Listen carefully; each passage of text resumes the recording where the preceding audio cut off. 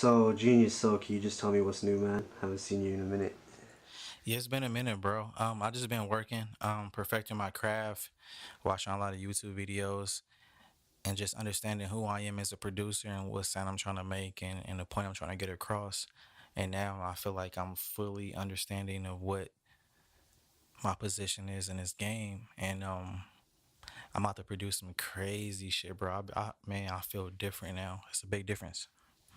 So, shit, yeah, I actually want to ask you about that, a little bit about that. How did you get that Snoop Dogg feature on that Deshaun Jackson album? That's a big thing for me. Years ago, or maybe like 3 or 4 years ago, me and G Malone shot a video. And we after the video shoot, he was like, "Man, I got a video shoot with Tiger. You should pull up. Come through with me." And me and Tiger went to high school together, so that's like a history there. And then when I got there, G Malone kind of was like the big homie in that, and he was like, "Hey, I'm gonna connect you with Deshaun Jackson. That's my dog. He getting into the music thing. I'm gonna introduce you to him, and you produce. Let's see if y'all can make something happen." So he introduced us there. Then me and Deshaun Jackson, switched emails, and then we built a bond within the years. And he introduced me to all this crew, and then he invited me to his mansion and all that stuff in Ventura. And you know what I'm saying? That was like one of the points in my life when it was like, all right, if I can get here, I can get anywhere. And we built a bond and we built a trust with each other, and then I produced that song maybe like 2 years ago. He's working on his album 2 years ago. And then he's recently, reached back out to me about a year ago. And he's like, "Hey, I got something for you. Just trust me on this. I got something for you." I was like, "All right, whatever." Like I ain't really tripping off of it. Like I already done moved on and did 1,000 different other things. Then a week ago he was like, "I got Snoop Dogg on it." And it was just like, what the like, you know what I'm saying? It was just like, where the fuck did that come from? Because in the studio, when I made that beat, I was just at home by myself, and then I just emailed it to him like, "Bro, like this is a West Coast anthem. Like we got to find a way to really, remix this and do this." And he's like, "I got it. Just give it to me. Don't give it to nobody else." He was adamant about that. Like, don't give it to nobody else, nigga. Like this is my shit. You feel me? And I was like, all right, cool. And I forgot about it. Then for him to reach back out and he's like, "I got Snoop Dogg on it." It was like, damn, bro, that's like a legend. It was It's like, crazy. Sounds good too. Like I heard the mix. Like I was yeah. listening to it. And you know me, so like I was Yeah. like, it sounds crispy. And that's what I'm saying. Like, I mean, you've been around, you know me, you know like my perfection of this shit. And it was just like I was in shock, and it was just like, fuck, like I got Snoop Dogg in this, and like like where do I go from here? Like, what's my position now? Like, I got a legend on my shit. Like, how do I really take this and move on to the next level? And that's the process that I'm in now. Like, all right, I'm gonna take this and as a stepping stone, and I'm gonna go on and produce 1,000 different other things. You feel me? And me and DJ got 1,000 different other songs that's coming out. Like I really can't say much, but it's another like a deluxe version coming out to, you know what I mean? Like it's going, like, yeah, it's gonna be So there. what can you say is next? Like after now that you're here, now you got some stuff going on in your producer path. Like what's next? Besides him and the opportunity that he provided for me, bro. What, like, along with that came from other people, like just from IG, like it's him posting me and tagging me and giving me my credit and recognition of producing that record. Now everybody's recognizing what I do and how I operate and the type of sound that I have, and they going and doing their research and knowing that like I can do that in 1,000 different other type of genres of music. It gave me opportunities to work with local artists and bigger artists. And I got a lot of different, songs that's coming out this year that's about to drop. And I just can't be more proud of just that opportunity opening the door for 1,000 other opportunities. Because one opportunity can open the door for 1,000 different other opportunities. You know what I'm saying? God. So saying that, what can you expect? What do you expect from all this?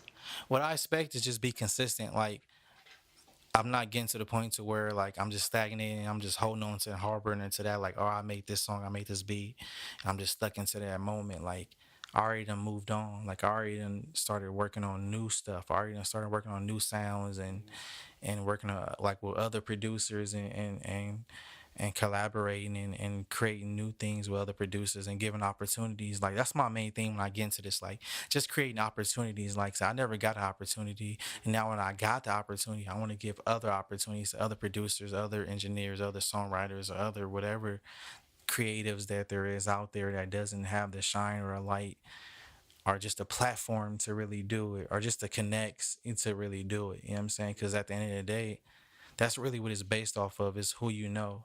It's not what you know no more. It's who you know.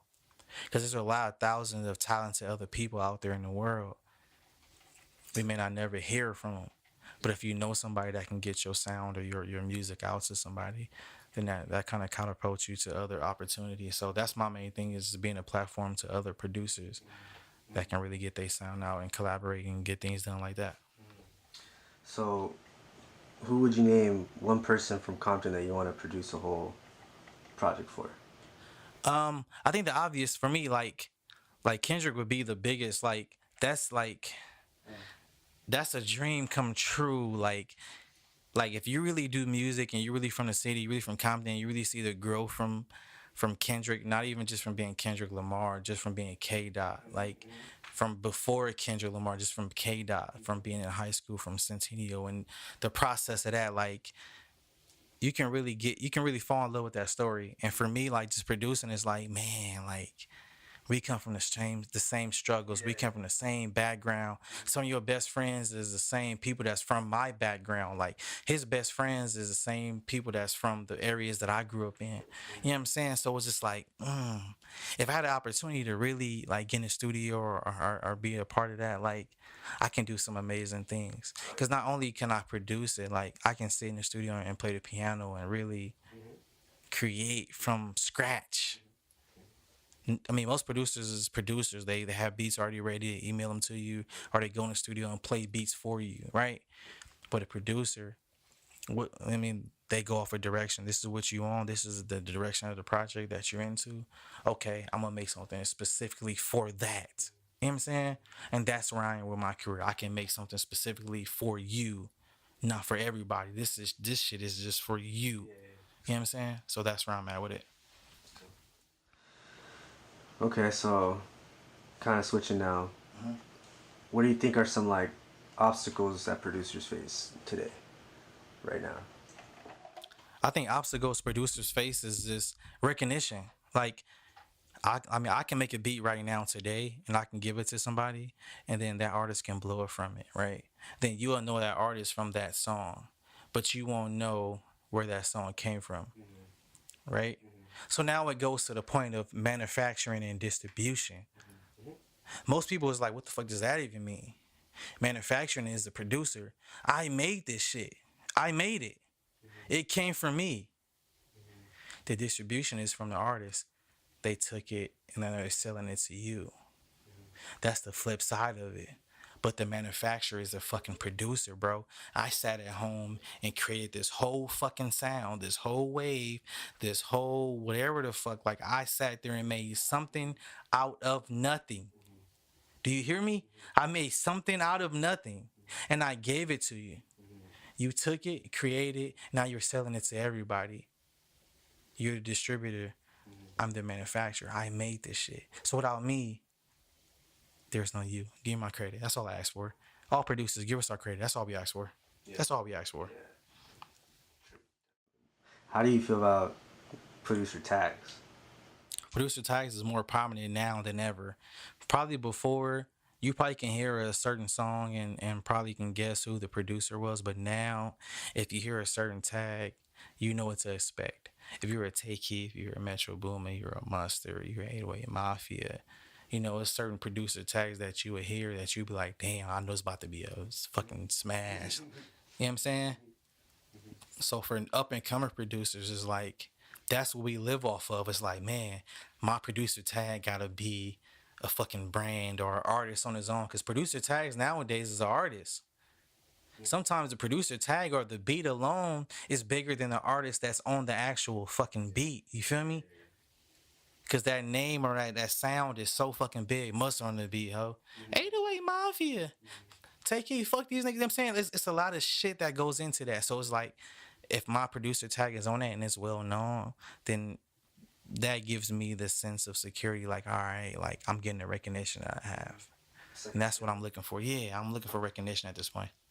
It's like you're stamping a classic. Like that's a classic. Yeah, it's like, man, like you. I mean, you killed the record, but when the beat come on, you hear this tag, like you know what to expect already because of the quality of the shit that you heard Yeah. previous to this. Like you know what to expect already, Yeah, yeah, for sure. yeah. Okay. So, what artists you think around will challenge your production skills from Compton?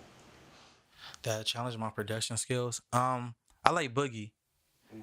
Boogie is like, like that nigga is very, very, very talented. He's very intellectual. He's a lyricist, and for me, it's like his production is different from the typical average sound that I hear from the city, like the ratchet gang members sounding type of records. Like Boogie give me like it's real records, like it's real instruments, it's real production that go behind it. It's a real thought into that shit, and that'll challenge me. Like I can make a ratchet record in 3.5 seconds. But when we get into like violins and orchestras and real shit, it's like I have to really sit down and really like Yeah. lock in with this artist, like and really feel what they feel. Cause I can walk in and feel something totally different. They can walk in and feel depressed, like man, I feel like I'm going through some shit, bro. I really want to get this point across. I'm like, well, I don't feel that way. Yeah. But for me to be the producer, I have to give him that feeling. I have to make something that make him feel what he walked in the studio and was feeling. And that's the most challenging part of it all, for sure. All right. Well, switching the topic now a little bit. Yeah. Are you going to vote? And if so, who are you going to vote for? I'm not really the I'm not really the politic guy, but I saw the debate the other day and it was just like, man, like how could you like how could you feel comfortable voting for one and just feel like you're safe with that vote. Like it's like, man, like if I vote for him, it's some fucked up shit here. If I vote for him, it's almost like they're more like they're battling against each other and not really focusing on the real issues at hand. It's like they're trying to get a one up on each other, and it's like fuck, like there's more bigger issues that's going on than just Like, going against each other and seeing who's a better person between each other. Like there's a lot of shit. There's police brutality. There's a lot of shit going. Social injustice. There's just a lot of shit that's going on, and it's like, how can I trust you to really stand on that and really make a difference in that? How can I trust you to stand on how to make a difference on that? And then make a change and really be for our people and not even just for my people, just for everybody in general. I'm not gonna make it just gender specific, but just everybody in the world, together and really do something and make something make sense to where we're not divided. That's what's happening. Like they're dividing each other. It's like, bro, I do this, you don't do that. You don't do this, I do this, I do that. You don't do that. And it's like, man, at the end of the day, it's a lot of people suffering. It's a lot of people out of jobs. It's a lot of people that have money. People can't pay their bills. They got kids. It's daycare. They can't go back to work. They don't have work. Like businesses is closing. You know what I'm saying? It's a lot of businesses that started from the bottom up and really can't survive and really can't compete with other companies and they're closing. And it's like how do we like how do we fix that? Like the American dream, come to America, you know start a business and really flourish. That shit is gone. You come here, or if you are from here and it's like now I have to foreclose my business. I have to bankruptcy. I have to really shut my business down and start from scratch. How do I pick up the pieces from here? No answers. But then we look into these guys to give us answers, and they don't have no answers. They fighting each other. They not really helping the people. So that's my thing about it. that's good. Okay. So back on the music stuff. Why was "Tell Me You Love Me" your last album? Tell Me You Love Me is my last album. It's just based off of like if you really pay attention to my discography and you really understand what I do as an artist, like I dropped 3 albums in 2019. I dropped 3 albums this year. This year is not even fucking over. You know what I'm saying? I dropped albums, so it's like Give me my flowers. Like, appreciate me while I'm here. Don't wait till I'm gone and tell me, oh, I love you. Oh my God, this is no. We ain't doing that. It ain't gonna be there. Tell me you love me now, because at the end of the day, I've done enough. If you really go back and do your fucking research and really go back and listen to the shit that I'm saying, the music that I'm putting out, the production behind it, the time and the effort behind this shit, bro, I do this shit. It's not too many people from my city that does it all. You know what I'm saying? You know this. You done already mixed and recorded most of these records, bro. Like, I put time in this shit, bro. So at the end of the day, it's like I do this shit at a high fucking level, bro. I make these beats. I sit down and contemplate with myself, like, damn, I don't know what this beat really gonna make. And then I write these lyrics, and it's a lot of thought process that go into it. So once I really create it and really put it out to you, and I put 3 albums out a year consecutively, whether you hear them or not, if you go back and do the discography, if you really do your research, you would be like, damn, nigga, Day Day really be like he really be rapping. If I really listen and I really go into this, like he really be going through some. You know what I'm saying? Like he really talk about this shit, bro. That's all I really care about. So it's like, look, just tell me you love me now, because none of this shit is promised to none of us. We can drop dead at any fucking moment. But the time that you was here, what did you do when you was here? What impact did you make? What souls did you touch? I got people DMing me and fucking text me all the time. Man, that song, that shit touched me, bro. Like that shit got me out of depression. You was depressed. You almost was suicidal. You almost killed yourself. You did like, yeah, I almost did all that. Yeah, I feel you there. They like, damn, bro, I was there. Like, but I got through that. You did that. Like, I believe in you. Don't stop rapping. It's niggas tell me all the time, don't stop rapping. Like, niggas tell me I'm the best ever. Even though I say I'm the best ever, niggas tell me I'm the best ever. Even if I'm not, all that shit is opinion based. You may feel that way, he may feel that way, she may feel differently. It doesn't matter. But at the end of the day, it's like, what did you get from the music that I gave you? What did you get from all the shit that I gave you? My effort to you. How did that make you feel? Yeah.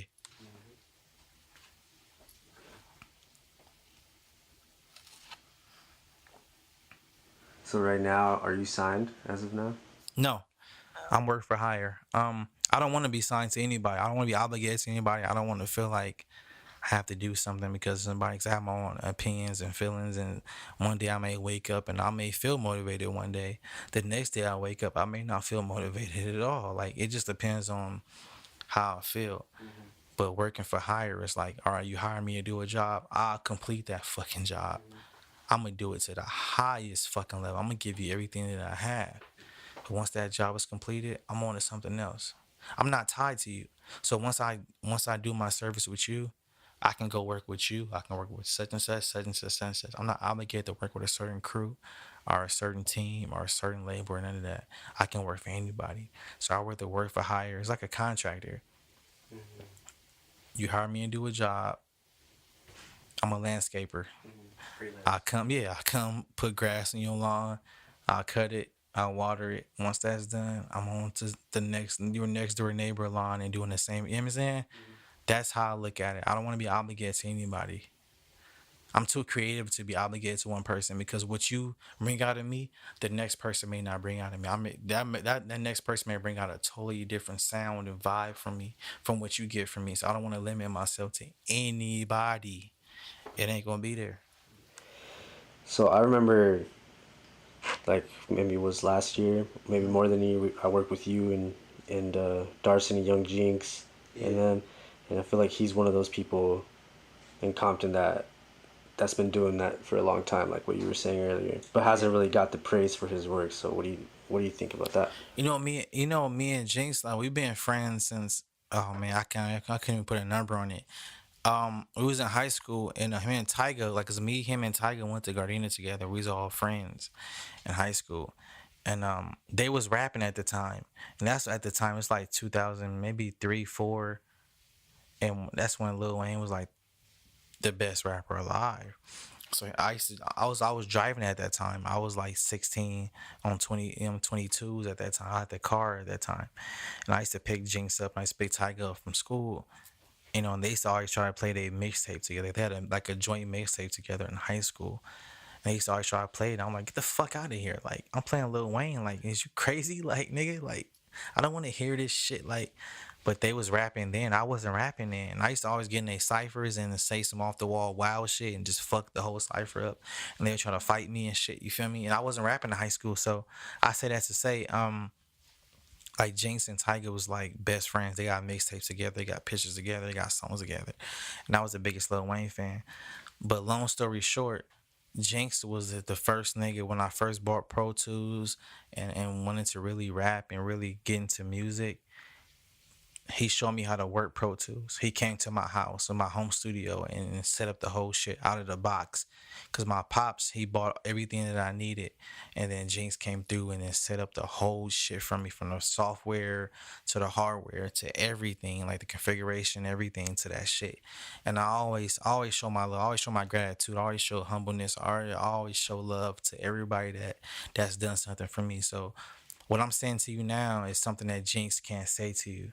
You feel me? Cause I already gave him his flowers already. Like he know how I feel about him. Like he know like he's the reason why I got into rapping and making music and actually recording myself. Cause he showed me how to do it from Pro Tools and setting it up and doing the basic shit on how to set record and record my vocals and do all that shit.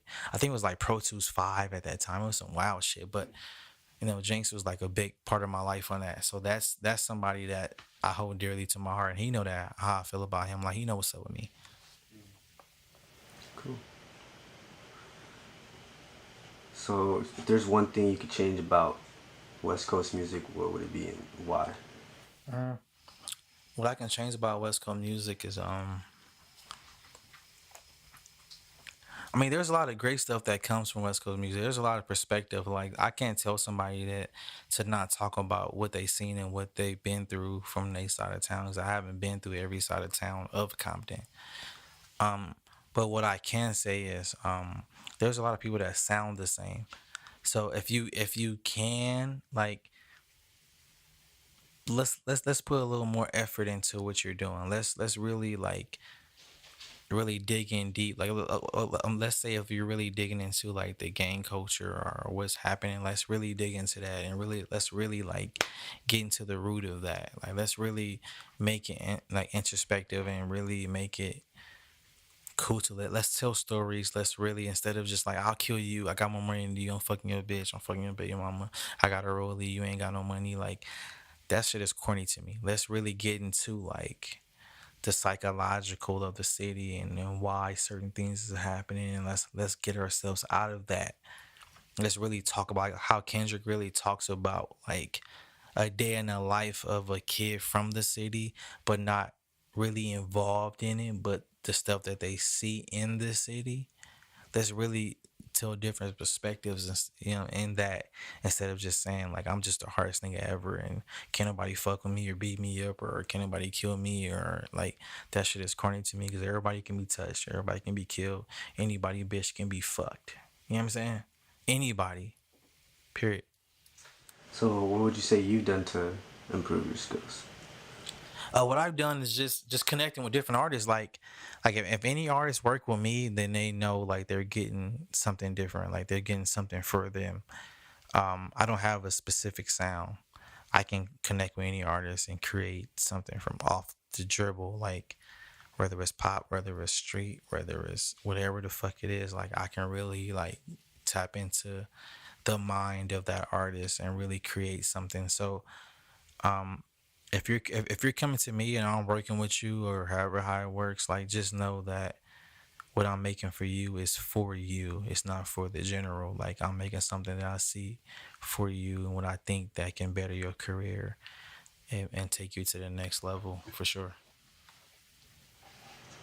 So, who believed in you early on? Believing in me earlier on is my parents. My pops, he spent I can't even put a number on it. It's a question mark at this point. I've never had it.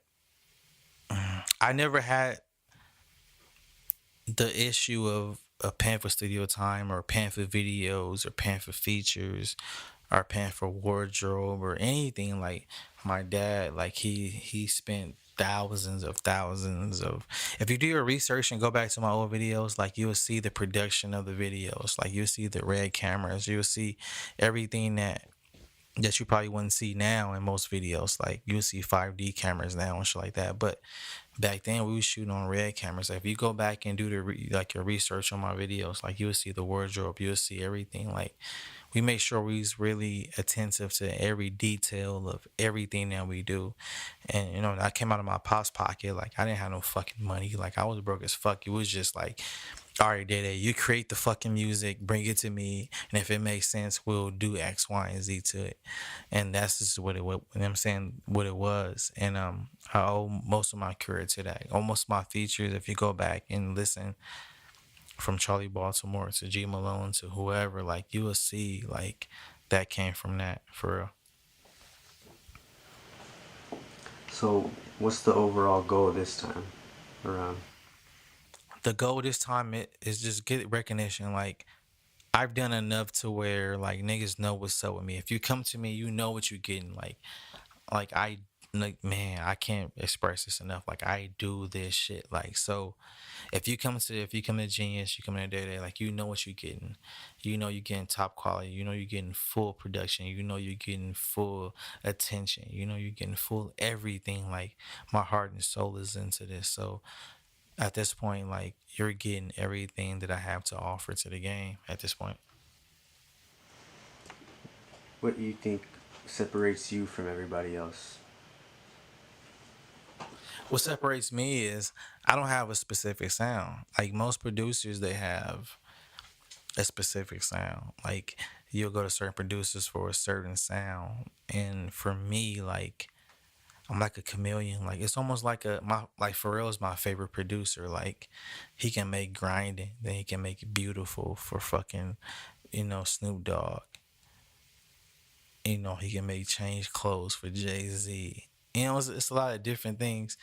Or blurred lines for Ti. Like, it's a lot of different things that he can make and still be himself. Like, so that's me. I can still create and still make a lot of different things and still be myself. You used to get the same sound, you used to get the same commitment, you used to get the same produce. Like, it's a lot of different things that they do, that he does, him and Chad does. And I pride myself on that. Like, I just want to get in the studio. Like, I hate emailing records to different people and then hoping for the best. Like, I'd rather get in the studio with you and create, and then we'll make the best situation from that instead of just email. Because I can send you beats all day long. So I sit at home and make beats all fucking day long. But they really don't be for anybody, right? But if I'm in the studio with you, like, I'm making these for you. You're, I got you in mind. Like, so I look at Pharrell like that. Like, just his versatility and how he can construct these records and make them come to life. That's what I do. What producer do you see on the come up that motivates you? And The producer that I see that motivates me. I mean, there's a lot. I mean, I take from a lot of different producers, but Larry, I think Larry's from our city, from LA, and his producer tag is Larry May and all the hits. Like, he did a lot of shit from RJ Mustard and YG and everybody else that's from our side of town.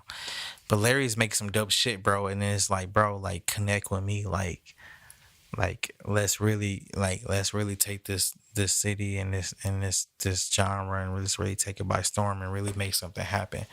Because what you do and what I do is two totally different things, but us together is bigger than whatever the fuck we can imagine. For real. how do you feel about the Megan Tory Lane situation? The Megan Tory shit, bro. You know what's funny, bro? Oh my god, me and my cousin, we were just talking about this. Like, um, okay, look, I can't say he's guilty unless he's guilty. So if he's not guilty, then let's rock, let's roll, let's really make it go. But I've seen 1,000 times where women, accuse a guy of certain things, and it don't really be that.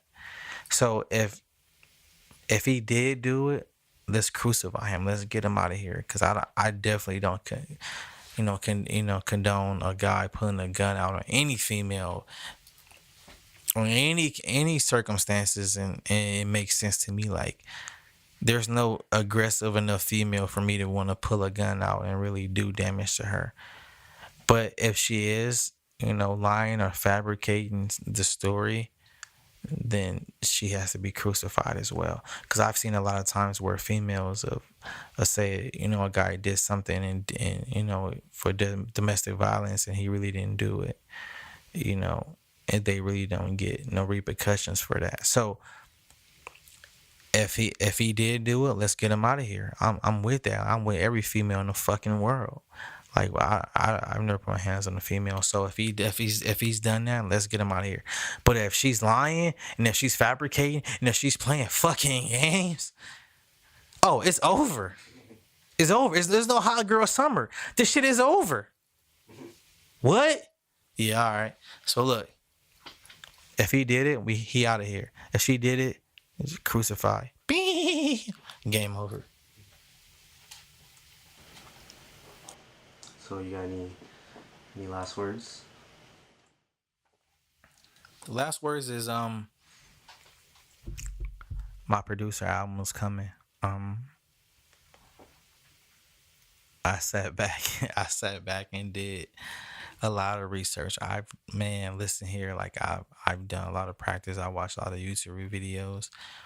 When people say, I put like you gotta put 10,000 hours into what you're doing to accomplish goals. Like I put more than 10,000 hours in. Like I do this. Like so, my producer album that I'm working on right now, I'm working on the best artists from locally to mainstream artists. Like, and I'm putting them on the same record. I'm putting big artists with little artists. I'm putting big artists with big artists, little artists with little artists with little artists. Like I'm doing a lot of shit to where I'm giving opportunities, and that's just my main thing. I'm giving opportunities that I didn't get. I didn't get a lot of opportunities. I had to force my hand on a lot of opportunities. But for me at this point, like I'm giving opportunities. So if you producer or you an artist and you rap, you sing, you produce, you engineer, you fucking mix, you master, you make artwork, you do promotion, wherever the fuck that is that you do, please connect with me. I'm I'm trying to put everything in one household and make like a classic album. But I'm producing every beat myself. I'm putting the best artists on the best beats, and my produced album is gonna be the biggest thing ever because I'm the greatest alive. Genius.